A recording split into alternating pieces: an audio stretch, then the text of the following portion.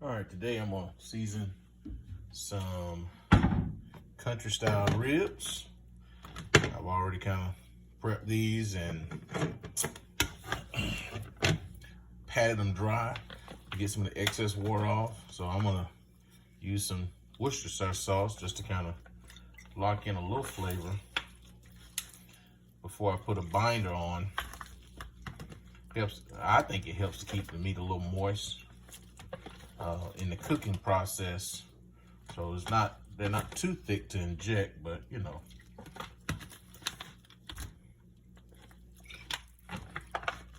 And I'm using something that's low sodium. This is only like 60 milligrams of sodium.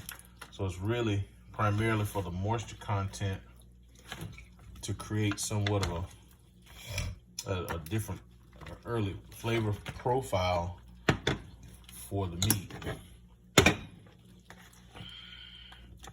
So after we do that, real quick, now we're gonna do our simple mustard binder. I feel that, you know, a lot of times mustard is a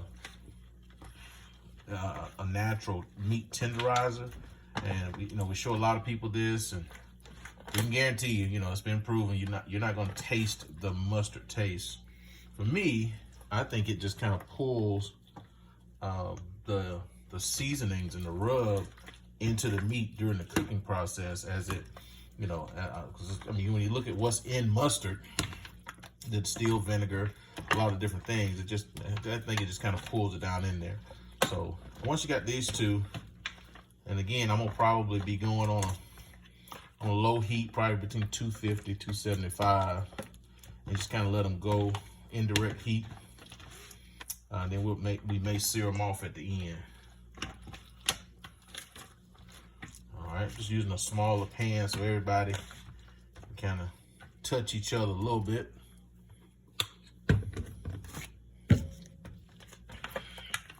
One thing I try to do is I try not to use only one salt agent as far as with my my seasonings. So reach in the cabinet, and today I'm probably going to use just a little bit of Everglades. That's going to give me my salt content over them. I'm just doing a rough seasoning.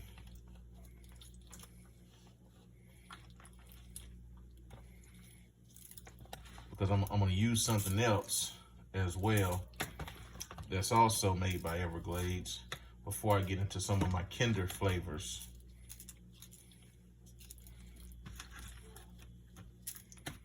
All right.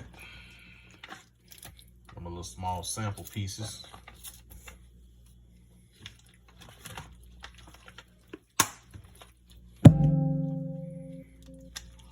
One thing I did was I kind of trimmed up some things and got some fat out of the way that may not render as well. So this is a cactus barbecue rub, has a mesquite flavor to it. So it's got a pretty good sugar content. But again, it's gonna give me a little bit of that color on the meat whenever it starts to cook.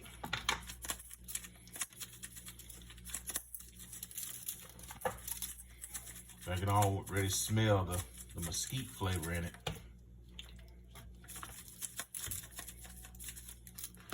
So as I layer, a lot of times people will use one rub that has everything in it.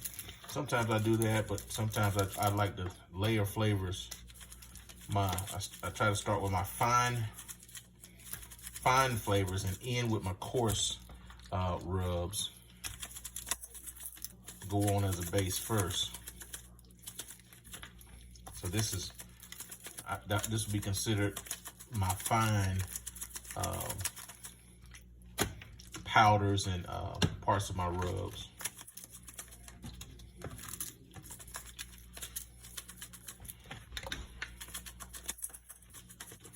Again, those that are trying to do things low sodium wise, sometimes your Everglades and Kinders are a lot better with that.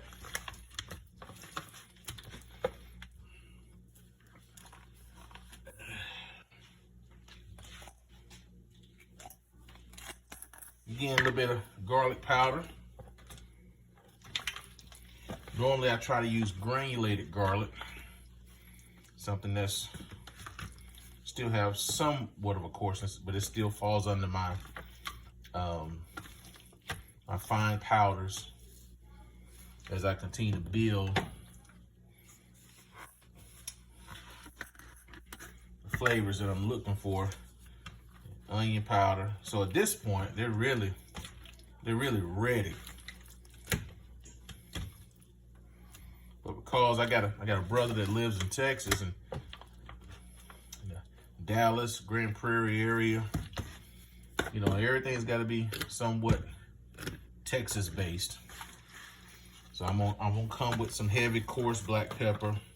We're just gonna give it a good kick and create a good crust, as we call it. All right, so now that we have that,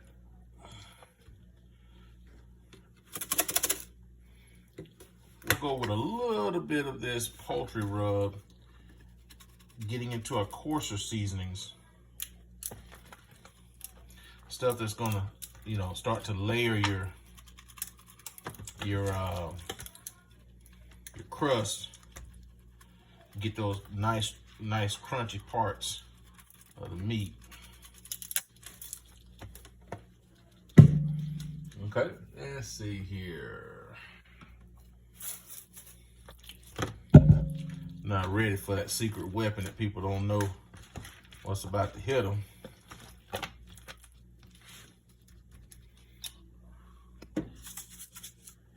I use this caramelized onion butter by Kinder's. Again, it's only like 180 milligrams of sodium. It's dehydrated butter, dehydrated onions. So all of a sudden you got it's a building in layers of moisturizers. You have something that's going to continue tenderizing the meat. You know, this is just butter. It's not margarine.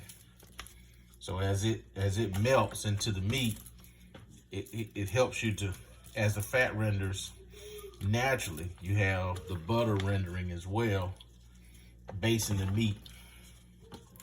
So you don't have to keep looking at it and all that kind of stuff. And trust me, I'm just shaking different parts. Just gotta make sure we get everything.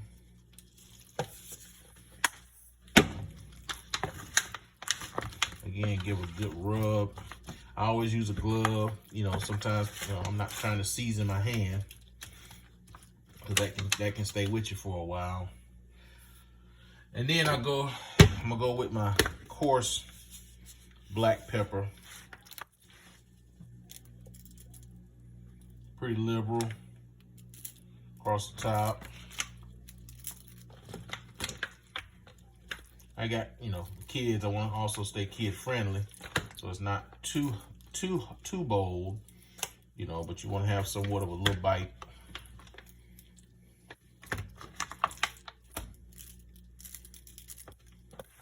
And this is probably going to marinate. If I don't cook it tonight, I mean, it'll marinate a good 24 hours. So a lot of my friends ask me, hey, I want to see what you put on there. What's your process? It's pretty much it. And so as you continue to, as you can see, that mustard look has already seeped into the meat. You know, it's not even yellow anymore. But this is my, I got two things that I'm trying to do. This is one of my ingredients a lot of people don't know about, that rosemary garlic. This is now after I've done all my fine stuff, my coarse black pepper, and this is some coarse garlic, rosemary combination. You can use anything. That's going now. These bites are gonna stick out to you like, what is that? What did you use?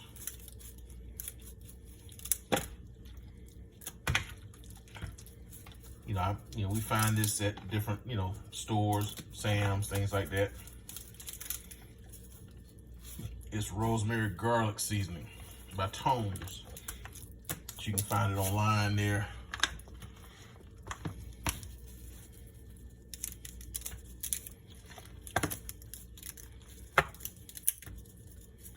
That's pretty much it. Now, if you're not a big rosemary fan, I don't advise using this, but the dehydrated spices and aromatics that are in here, once they come alive and they hit with the butter, when you start cooking, again, this is a huge layer of a flavor complexity that's people wouldn't really understand how you get that level. And that's pretty much it. Once I add that, sometimes I may look in the cabinet and just to take it up another level without trying to add salt, I may use a steak blend or a little bit of Chicago or Chop House or something. But my Kinders also makes a prime rib rub. So now you're dealing with some of those fennel seeds as well. Again, something that's coarse, something that's gonna sit on top, something that when it's on the grill, it's gonna make those little nuggets of goodness that you're like, what is that on the meat?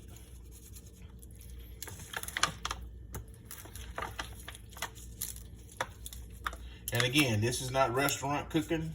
This is,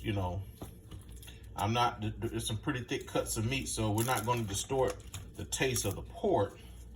We're just going to give it something, to have on the outer crust. And within here, we're going to take this, just kind of take an onion and cut up in there just for the marinating purposes. You got a fresh onion. It's gonna go along with that garlic as well. But other than that, that's kind of my process. And let's mix that up in there. And another thing, I like to put little onions in the coals and all the little tricks that you learn from your different uncles and different people at the family gatherings and barbecues over the years, and kind of what you're using. So hopefully we'll be back when it's time to get it on the grill and go from there.